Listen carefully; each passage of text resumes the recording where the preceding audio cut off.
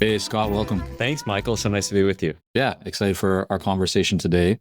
Um, I often like to go back in time a little bit in starting these conversations. And I know that you had kind of a background in corporate law, legal strategic counsel. You worked a lot in the social impact space. First of all, can you just describe a little bit more of what you were doing at that time, and then transition that to why you decided to leave that world and get started in consulting? Yeah, happy to. And the short version is I spent 5 years practicing corporate law at a mid-sized corporate law firm in Chicago. I took a bit of an unexpected detour to go back to school and roll the dice a little bit on a brand new master's program. I got a master's degree in public service at the brand new University of Arkansas Clinton School of Public Service. I was in its first class, so nobody knew what somebody would do with this brand new degree or where they'd go. And then that put me into a 10-year career in philanthropy, where I started not doing legal work. I was doing programmatic work at a fast-growing former presidential foundation in the early 2000s, which was a golden era in philanthropy, and wound up doing more legal work in that process, and eventually left that position 10 years later as general counsel around the 2015-2016 U.S. presidential election. At which point the organization with which I worked, the Clinton Foundation, had quite a bit of scrutiny on it. So sort of my future from there was unknown, and I was planning to leave before the election, and I effectively did, and couldn't figure out exactly where I would go or what I would do next with this incredible experience I'd had for a decade plus. And ultimately determined that the last thing I thought I would do was the next best thing, which was become a consultant. And I have been very happily doing that for the 9 years since. Well, let me then ask you, because I know you shared with me before we hit record that you didn't always have the best view, or you didn't think highly of consultants in the marketplace. Can you explain a little bit of where that thinking came from, or that belief or feeling towards the consulting industry or consultants? And then obviously I find it very interesting that you had that view, yet you became one yourself. So talk about where that comes from, because I think there's probably some lessons in there for everyone who is in the consulting business of what is, how do people potentially view you externally, or what are some things to be thinking about, and then we can kind of transition that into why you actually decided to start your own consulting business, even with that belief. Yes, that's true. And the story has a happy ending, because I love being a consultant, and I hope others listening do too. And if they're thinking about it, I hope they have as much fun and as an exciting time with it as I have. But to answer the question of why I was skeptical about ever going into that space, I was general counsel of a multinational that had, thousands of people working in dozens of countries around the world. And most of the 35 or most of the states here in the United States. And we had a lot of consultants coming and going of every stripe and every variety. And when you're in-house counsel and you have that many outside service providers coming in and going out, you also wind up in situations where you don't have the best outcomes. And so as in-house counsel, you tend to get this experience where you're helping people unwind or get out of consulting relationships early on. So I think just by virtue of the volume, the number of consultants we had coming and going, where we were helping our in-house teams get rid of their consulting relationships, we had to deal with unfortunate situations where the relationship didn't work. I will never put it all on the consultants, for sure, right? Because it's always a two-way street in this business. But the outcome didn't match the early intent. And so I think that had overly colored my experience. And I had seen that, we had a lot of challenges, and I found myself regularly guiding the in-house teams who would come to us and say, hey, here's a new consulting relationship. I would say, well, hey, based on, this other team's experience, have you solved for this challenge or that challenge? And I think that colored my perspective in a negative way. And I'm just delighted that, I have no longer had that experience in our specific consulting. There are consultants out there landing dream clients, charging premium fees, and building the kind of business and life that you want. And here's the thing, they're not smarter or more talented than you. They've just got the right strategy. If you're tired of guessing your way through the next steps, wondering if you should raise your fees, change your marketing strategy, or find better clients, it's time to stop spinning your wheels. At Consulting Success, we've helped thousands of consultants just like you cut through the noise, get crystal clear on their goals, and build businesses that thrive. And the best part, it all starts with the free Consulting Success growth session. This is your chance to get personalized guidance on how to break through your challenges and build the business you deserve. No fluff, no gimmicks, just real strategies that work. So why not you? Why not today? Go to consultingsuccess.com/grow and book your free session now. Let's take the guesswork out of growing your consulting business. Again, visit consultingsuccess.com/grow today. If you were to go back in time, or even just based on your experiences over the years, what would have been music to your ears in terms of a consultant or firm reaching out to you? Like, what were the things that you saw or didn't see but wish that you would have seen from consultants? I'll go backwards, and I sort of close my eyes and I see the agreements in my head, sort of like in mass. In this, like, it's almost like a subway train passing by you. I've seen so many of them. An amazing statement of work, right? The actual description or scope of work that gets attached to your engagement letter or your MSA, however you contract with the client. The ones that we loved, the ones that we had really high hopes for, or that worked out well, had exquisite statements of work or project scopes where we knew exactly what to expect along what timeline with what deliverables. The more generic and nebulous, sort of taking it on faith they were, the more you could kind of drive a Mack truck through it. So anything with a poorly written, generic, inspecific statement of work was a red flag for us. And those that were crystal clear about what to expect and when usually brought our concerns down. And so I try to do that now in my work, just really specific and exquisite statements of work, scope of work, deliverables, et cetera, clear timelines, et cetera. Anytime we saw a front-loaded agreement with no ability to terminate it. So lots of fees on the front end with a restrictive time period and no ability to get out of the agreement or recalibrate the agreement if things weren't working out was usually a sign or an indicator after the fact that this wasn't going to be a great relationship. And as a consultant, I understand the value of go slow to go fast, of ramping up and into an engagement and ensuring that we have, a solid foundation to build on. So I do understand the importance of that. But anytime someone was locking a client into a long-term agreement with, no ability to get out of it or revise it, those tended to be some challenging circumstances for the clients with which we worked. That makes sense. Okay, so let's fast forward a little bit. You made a decision to leave being general counsel, right? You're involved in philanthropy. You decide, hey, consultants aren't that bad. I'm gonna make a name for myself here. In the early days, what did you find was the greatest challenge in building your consulting business?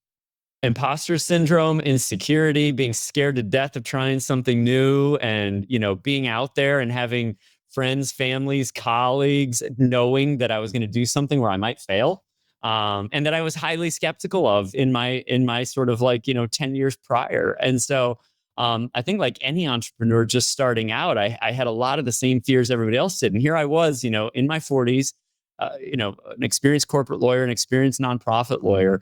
But I also had this vision and enthusiasm that was super well caffeinated, but rooted in some success, where I thought, you know what? I don't think there's people doing what we're talking about doing out there. And I believe, and have good reason for believing, I think is valuable. So let's give it a shot. And it was like any other entrepreneurial adventure where it required a big leap of faith, but it was also a smart leap of faith. Just a little bit more about, let's imagine that scenario where you're in your home office or wherever, you were in those early days, and you have this great kind of career and background. You're excited about the work that you can do, but you also have this voice in your head telling you, are you really good enough? Maybe you're not cut out for this. Like all the stuff that plays in most people's minds when they're early stage.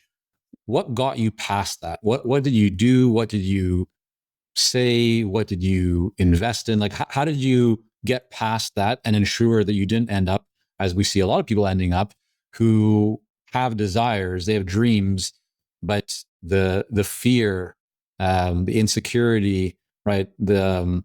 All these imposter syndrome ultimately holds them back from taking the action that would get them to where they want to go, just because of how fearful they are. So how did you kind of deal with that and get through it? The first thing I did, and advice I often give, is, assess what the worst case scenario is and what your safety net or your backup plan looks like. And for me, mine was pretty decent, right? I was an attorney, and the safest move for me was to leave and go to another major nonprofit or major philanthropic organization, go to a law firm, practice law again. That's a pretty good fallback. So I'll admit to sort of having a privilege of a strong safety net that I could always go and earn a living as an attorney or at another nonprofit. And so but I think that's important for everybody, right? Because it does two things. One, it helps reassure you of knowing what your plan B is, what your bailout option is, what things will look like if you have to pack it in, admit defeat, and move in a different direction, to know what that looks like. But it also reminds you that you're good at things, that there's certain credentials and qualifications that you have and that you can lean on and rely on and incorporate into the business. So first thing I did was assess that sort of worst case scenario and the safety net to give you the comfort to be able to take that leap. So that was the first thing I did. Second thing I did is I remembered one of my favorite quotes: success leaves clues. And so I asked successful people who I respected and admired and worked with a couple things. One, for those who are already consultants, what do you love about it? What do you do uniquely well in the space? And what advice would you give me if this is what I want to do within our space? So, there's no trophy for unnecessary struggle. There's often a lot of rewards for the struggle that we all go through every day in every way, but there's no trophy for unnecessary struggle. So I asked other people who were kind and forthcoming and excited to help me, what would you recommend I do? And I got so much positive encouragement from those people. And I saw myself differently as a result of those conversations. And I was reminded of one really critical factor that everybody listening should remember, which is that everybody wants to help. I mean, it's rare that anybody says to us, will you help me real quick? And we say no.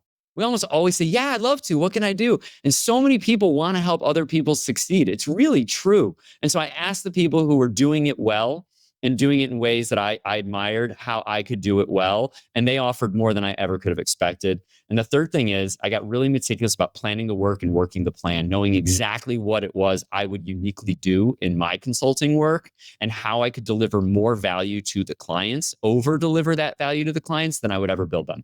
And that was my measure for success. Love it. Okay. So three great things there for you to be thinking through. Did those initial conversations that you had with the people in your network, is that where your kind of first or second client or project came from? Or did you do something different to get the initial kind of marketing engine going? That's a spectacular question. I don't think anybody's asked me. And it's an answer that is a good one to help others who might be on this journey. Yes. I don't think I've ever put those two dots together. I picked a day to have a breakfast, coffee, and lunch every day for 10 work days. So 2 full work weeks, Monday through Friday. I scheduled a breakfast, a coffee, and a lunch. And I was still gainfully employed, but I said, hey, I'll be gone for half the day these 2 weeks. I had a very nice, very comfortable way of doing that. And I was fortunate, but I really took those days and those mornings to be intentional about it. And I got 2 things. One, I got leads and I got people who were eager to hear how it would go and asked me to keep in touch and were supportive of the cause, whether they were directly providing potential clients or not, or direct leads or not. And the other thing I got is that when I was talking to other colleagues about what I was doing next, against all odds, like, you're going to go into consulting? You're so skeptical. I said, I am. And they said, well, you know who could really use your help?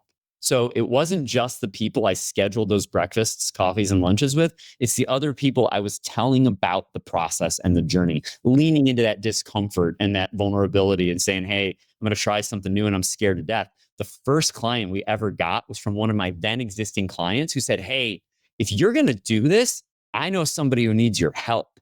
And that's where the first client came from. Yeah, it never kind of ceases to amaze me that when you just reverse engineer how consulting works, right? You land a client through conversations. So the more conversations you have, right, the more opportunities you're going to create to to find new business and problems you can solve and value that you can add.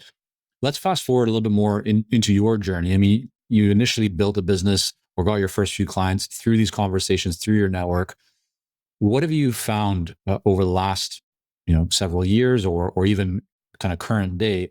What's working best for you and your company to generate leads, to build your pipeline? Offering something that's rare and valuable that solves a problem somebody has, and doing it as simply as possible. So, simplicity is at the core of everything I do. I read a book around this time called Insanely Simple by Ken Siegel, who had a background and experience working with Apple. So he pulled on that, which had a relentless focus on simplicity. And I realized that a lot of the consulting we were going to do, which was sort of new to this space. Yes, it's in the social impact space, but it also pulls on our background as attorneys, which is a little bit of a hybrid, right? Because I'm not a law firm, so I'm not allowed to give legal advice the way a law firm does, and so I have to remind my clients I am a lawyer, but I'm not acting as your lawyer. You still have your lawyer, but I'm going to give you legal consulting services like an in-house general counsel would. I'm going to help you issue, spot, identify when you do or ideally don't need outside legal counsel. When you have what you need in-house to use these tools or learn how to use these tools, the advice, guidance, and tools we were providing. And that was rare because most of the organizations we were consulting with, nonprofits, social enterprises, and businesses that were launching social impact initiatives, didn't have or didn't need full-time in-house counsel. So they didn't have that skill set. So we had this rare and valuable skill set. You either have to pay, up to $1,000 or more an hour for 1 hour of time from someone at an outside law firm, or you have to hire somebody for probably a couple $100,000 or more in-house with a full-time commitment to get this. We came right in the middle. You don't have to use this forever. You can use this for a little while, but we'll give you the same expertise. So it was a new and unique offering to the market that was rare and valuable, and we prioritized simplicity. Nobody wants legalese if you can speak plain language answers. Nobody wants a 10-page memo if you can give them a 1-page memo. I think almost every single one of us would prefer to have a 1-page or a 1-paragraph answer than a 10-page answer. And so simplicity was at the core of everything we did in a field where people assumed that might not be possible. I love how you've kind of distilled that down, right? And talked about your offer, your value proposition, kind of your messaging of how you're going to the market, delivering value in a way that has been done different. And it sounds like you identified a gap in the marketplace, right? And that's what you fed into. So great kind of product market fit. But how are you getting that message to people, right? Were you sending emails, going to conferences, doing some of direct mail, relying on kind of referrals in your network? What was the vehicle that you were using to get that message in front of your ideal clients? Yeah, it was definitely word of mouth. It was definitely leveraging relationships that existed already, but in different ways. So to your point, also emailing. I wasn't doing direct marketing or anything like that. I was expanding my horizons. When I left a place where I was working for a decade, and so I felt like I was coming out of the basement engine room where I had been, working for 10 years. But I knew I had developed these relationships and opportunities to sort of, the dirty word is network. It's really relationship building. With people differently than I had before. So it was a combination of sharing with people what I was up to. So sometimes that was via those coffees, breakfasts, lunches. Sometimes it was via email.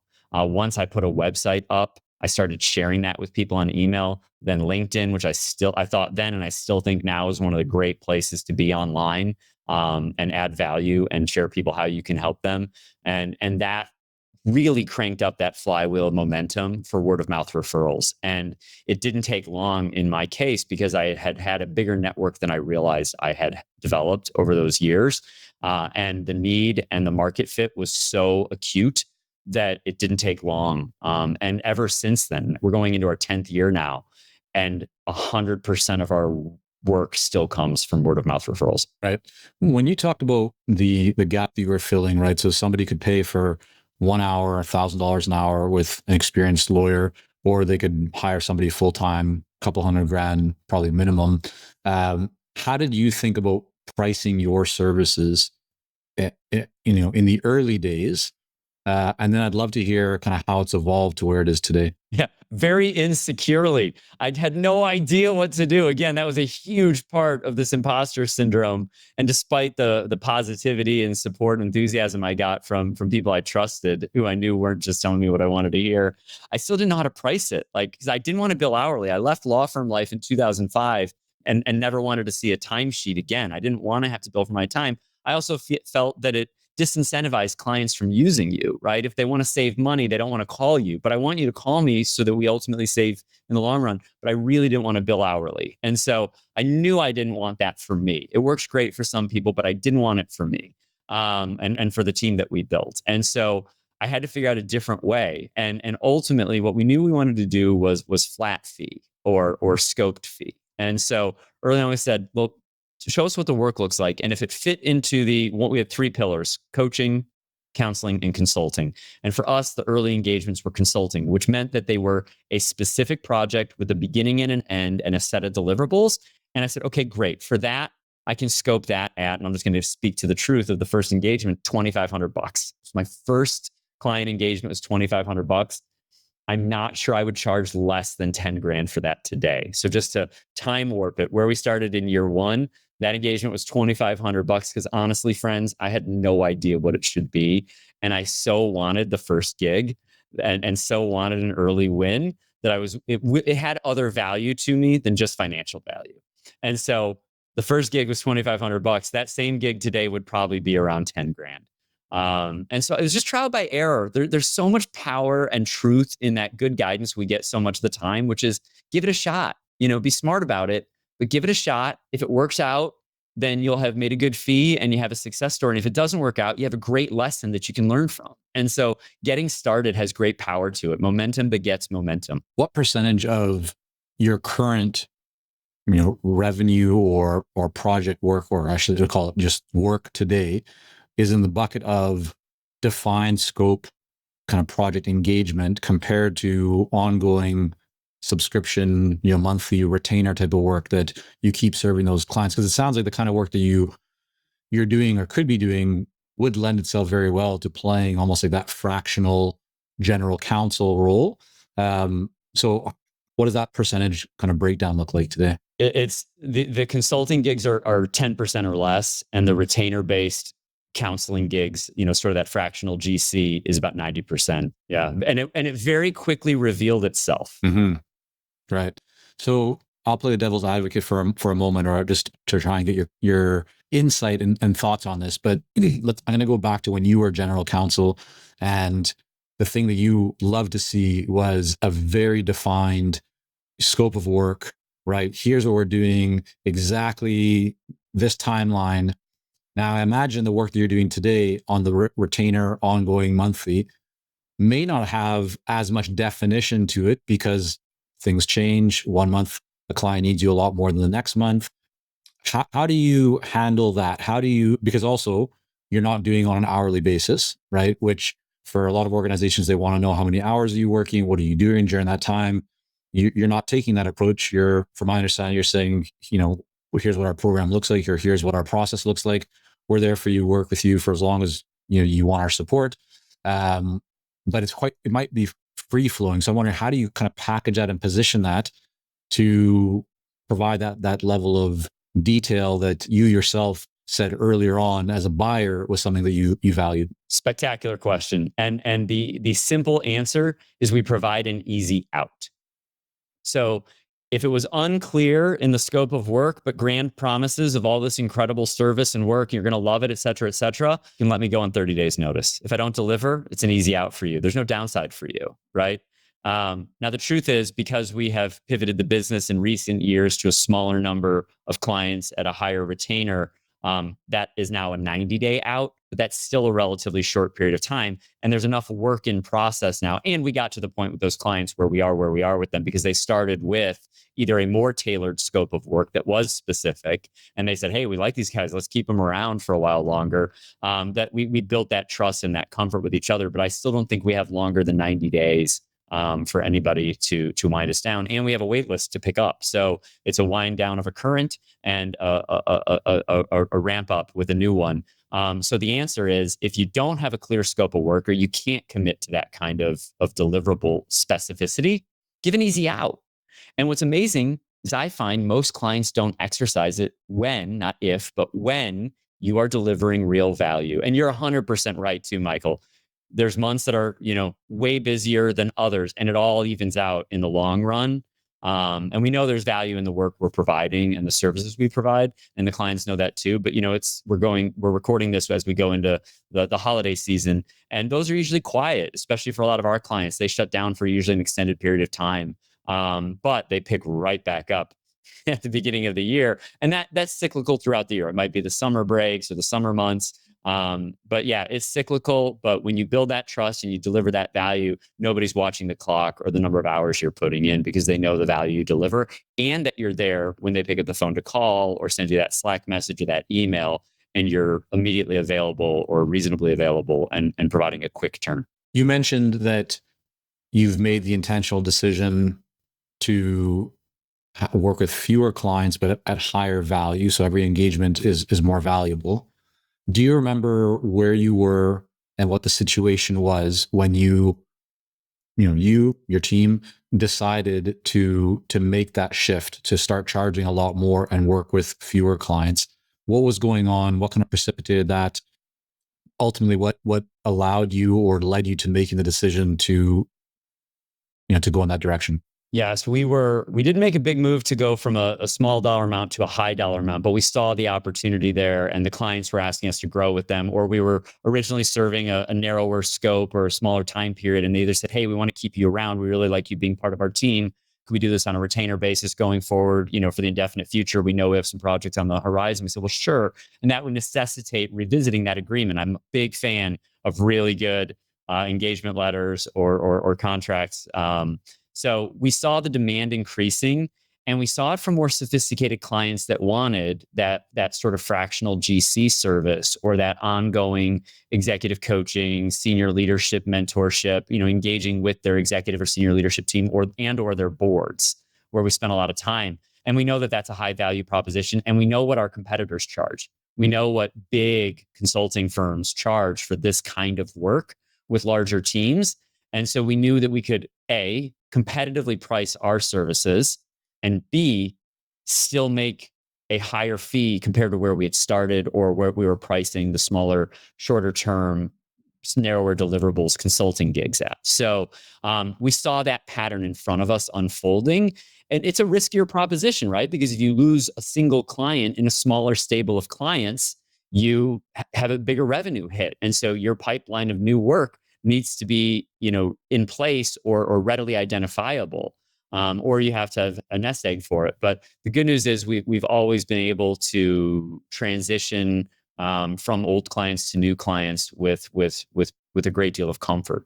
Or you have to build a bigger shop and hire more people, which was also a choice that revealed to us at that same time, which is, or we can keep meeting all the demand for all the work and become a bigger shop, which would have changed my duties and role as a business leader into a growth stage. And we had to make a really intentional choice. Do we try to build a social impact super agency? And there's several out there, and I admire and respect them. And I know most of their leaders, and I admire and respect them for that work. But that's different than being a service provider to a smaller number of clients where you're really deeply embedded with their team. What does your team look like today? 3 principals, 3 to 5 plug and play other consultants who are available to us, who have specialized service capabilities, who might be good at data analytics, might have specific skill sets in certain social impact subject matter areas that we plug and play into different engagements. For example, when we have a climate focused NGO that we're working with, we'll pull in, another member of our team who has a deep experience in the climate space.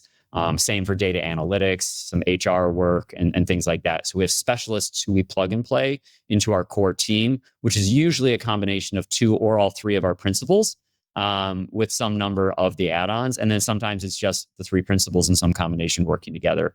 But it's beautiful the way we can pull people off the bench and put them into the game. Yeah. And how do you think about, or how do you handle compensation when you're dealing with these? So they're external consultants. They're not full-time or part of your company, but they work with you. Do they set out and say, hey, Scott, here's what our hourly fee is, or do they say this is what it would cost for us to deliver on this project or to be a part of it? How do you? I mean, do you have certain kind of I guess a formula or a way that you tend to manage the compensation of all these projects? Yes, the three core principles all do make a predictable wage. So we're all compensated at base level plus. And then the others who we plug and play are pretty regularly quantifiable. And so whether it's not usually hourly, because again, we don't typically transact in that. We say, here's what the engagement looks like, or hey, I need to bring you in for a month or for 3 months, or here's what they need some help with, right? They're going through a transition period and they really need somebody to do this. And then it's really easy to scope that work and do it exactly like we would if I was going out and doing a defined consulting gig from start to stop in 90 days, 120 days, whatever the case may be. And so it's, typically, as you note, and I think reasonably so, an embedded hourly rate for the most part, because that's what the client understands. And that's often what people in our space bill on. So we can get there pretty quickly. And then, given the way the core business operates, I usually have some flexibility to help that person if we pull them in a little more than we anticipated, though we're pretty good at scoping the work well. So do you find, are you going to the external consultants that you work with and saying, here's what our budget is for this? Or are you saying, here's what the project looks like? What do you think it'll cost, to have you involved in it? A little bit of both. So if a client comes in, and we have one right now. So there's a good example. I won't name the client, but it's a well-known multinational NGO. And they said, hey, we need some help with this project. We just need some bandwidth. And I know that because of their focus area that we need one of the members of our team. And so I said, listen, I think this, we've talked with them. We had one introductory call and they said, this is really what we need. This is how we think it looks per week, per month. And we think we need you for, 1 to 2 quarters next year. I said, great. That sounds awesome. So I know what we charged them when we worked with them a couple of years ago. And so I said, well, I think that's still going to be right about in that wheelhouse. And that would adequately compensate that person. Now we bring that the bench strength in, the specialty player, and say, hey, does this sound right to you? This is what we think it's going to look like. So let's call it, 4 to 6 hours a week for 3 months. And if that's right, I already know what that person wants to make for an engagement they say yes to. And then I know that's well within the budget there. So it's a beautiful thing to be able to have different types of clients where you have the retainer-based clients who provide a certain base that allows you to be more flexible in how you price the other engagements. And so it's typically just a very open, I believe in scorched earth communication, both with the client and with the team. I'm fully transparent. I want everybody to know, and I want that client to feel that they got a heck of a deal with us, that we have over delivered for them, and that they feel that they didn't pay nearly as much as they would had they gone to a really big name brand social impact consulting shop out there that everybody knows. And so usually there's enough in the middle for everyone. And that scorched earth communication early on, it's always worth that measuring twice, cutting once in the early stages of exploring the engagement opportunity and talking with your team. I have found that the ounce of prevention is absolutely worth the pound of cure. And thankfully, I've never wound up on the wrong side of it either. What are you doing with, or how are you thinking about AI, artificial intelligence? What role does it play inside of your firm? How are you using it, if at all? What are your thoughts? It's on everybody's mind. So you have to be in the space in some form or fashion. And so the first thing to do is I'm learning everything I can learn about it, and I'm reading about it. I have met people who said, we're never going to use it here. I'm never going to work on AI. And it's like, well, I'm not going to bury my head in the sand. I can't do that. I don't think that is a sound strategy. So learn as much as you can and dip your toe in the water of it in a way that makes sense. Here's what that looks like for us. It is Google on steroids at the very least. And it's doing a wonderful job. You still have to, you can trust, but you still have to verify. And that is part of my nature and part of my profession too, which is to always be sure that it's working well and that it's accurate and true and et cetera. And I have been incredibly impressed so far. There are some things it doesn't do well yet and may not do well for a while, but there's other things it does extremely well. And I've seen in just the past 6 months how it has become, a search engine on steroids with identifiable sourcing.